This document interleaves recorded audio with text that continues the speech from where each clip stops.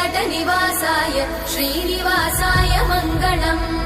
लक्ष्मी सविभ्रमालोकसुभ्रूविभ्रमचक्षुषे चक्षुषे सर्वलोकानां वेङ्कटेशाय मङ्गलम्।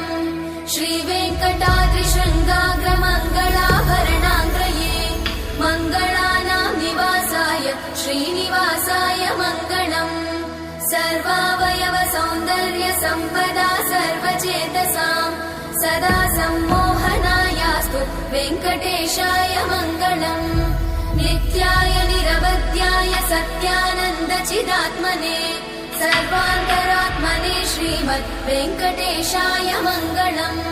स्वतः सर्वविदे सर्वशक्तये सर्वशेषिने सुलभाय सुशीलाय वेङ्कटेशाय मङ्गलम्।